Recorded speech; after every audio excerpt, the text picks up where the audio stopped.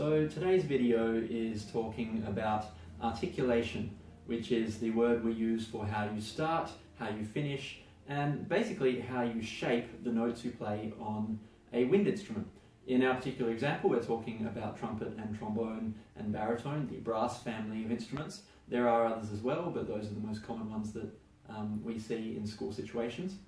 And there's a bit more to this topic than you might think, which is troublesome because it's also one of the most important things to getting past that early stage of sounding like something dying and getting into playing with musicality and with beauty, because we want to make beautiful music. We don't just want to make sound, we want to make beautiful music.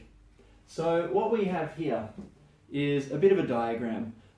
We are looking at the way you breathe. We've already talked about posture and breathing in the previous video on this page.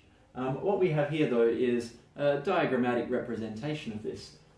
You can see that the starting point for our air intake, which is represented by the curve, is not actually right down the bottom, for the simple reason that very rarely do we actually fully exhale. In fact, I'm not sure if it's physically possible to fully exhale without having someone sitting on you.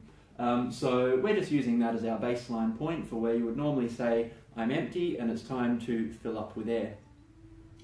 Our curve reaches up, and when you get to the very top there, you'll notice that there is no plateau. Once again, this links into the breathing theory and technique that we talked about in the previous episode. You do not want to be breathing in and then holding your breath in the middle, for the simple reason that that closes up your throat, which inhibits airflow. As soon as that throat is closed, it's hard to get it fully open again in order to make a great sound on whatever instrument you're playing.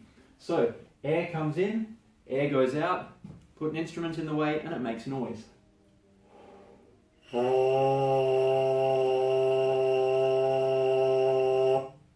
How fast you use up your air will directly affect how loudly you play and how high or low you play.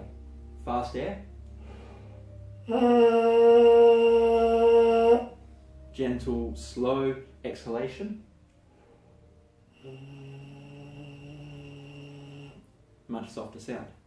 Now, what we need to add to this in order to make a clear, controlled start to any note that we play is tonguing. And this is what, in your school report, articulation will normally be referring to.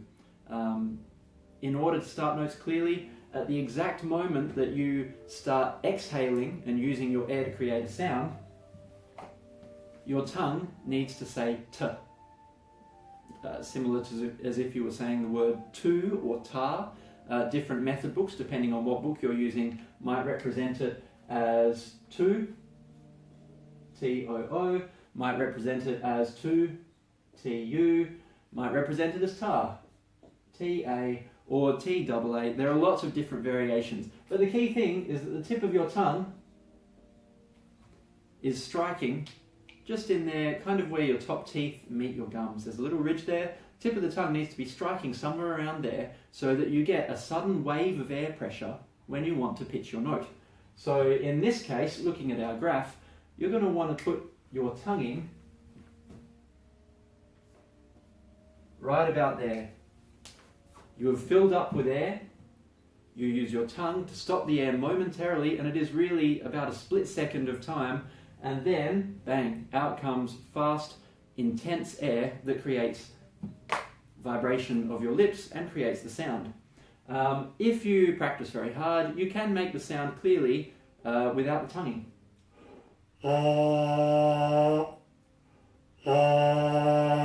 It will still work, but when you're trying to do that on the instrument and to pitch notes accurately, which is kind of one of the greatest challenges of a brass instrument, it really helps to apply a t of the tongue at the moment that you want to start your note.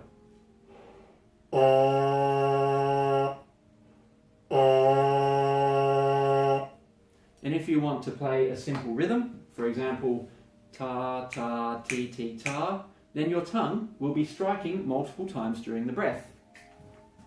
Ta, ta, ti, ti, ta. The airflow, you can still think of it as being continuous. It is the one breath. You're not stopping your air. You won't see my lungs. Oh, sorry, of course you won't see my lungs. You won't see my shoulders bouncing around as I play this, or hopefully you don't, but it should sound like a rhythm now. One continuous breath. If I took the tonguing out, all you'd hear is a continuous note. But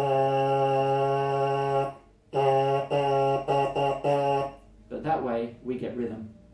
If you can get those two elements working well together, synthesizing the airflow and the tonguing, then you are well on your way to playing with a great sound, because then all you need to worry about is the lip tension and getting the correct fingering or slide position on your instrument, and you're going to sound great. That's the plan, at least. So, what does it sound like stripped back even further? We get rid of the mouthpiece. A way I was shown to practice this technique is to put one hand up in front of your face so you can feel that constant airflow. So imagining the air continually hitting your hand, you need to be able to feel that. And then as you apply the tonguing to the breath, there should just be a split second where you hear the t syllable and there is no sound. And it should still sound pretty much like a continuous noise. Maybe this is better if I just demonstrate it. So, one long note with a t to start.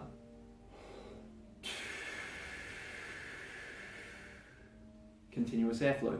That rhythm we had then, ta, ta, ti, ti, ta, using the syllables that are often used in primary school, would sound like this.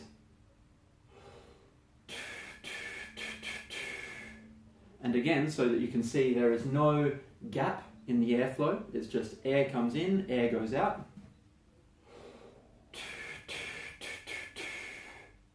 And we get the rhythm that we desire. We put that onto the instrument and bang, we have music. That is the plan. All of these concepts are covered right from lesson number 1 in the brass course. So if your child has missed lesson number 1, then they'll need to know about this. They should be coming home with either a trumpet mouthpiece, smaller than this, or a trombone mouthpiece that'll be the same as this, and they need to be practicing these. They'll have a sheet full of rhythms using ta, ti, ti, and occasionally other symbols that they will have learnt in class music, and they'll be making duck noises all week.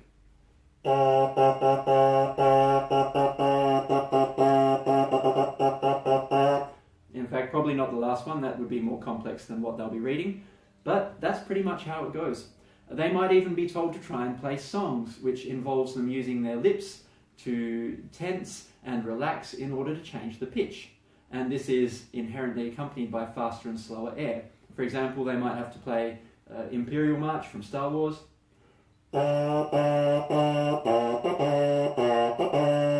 Or Happy Birthday.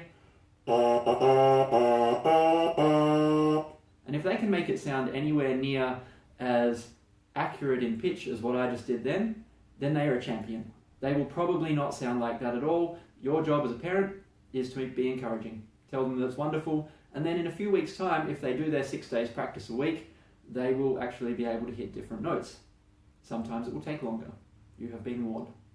As always, if you have any questions about what we've looked at today, which is combining airflow and tonguing to start notes clearly, you're welcome to email me using the little envelope icon at the top of the page, or with the email address that will be in the front of your child's practice journal.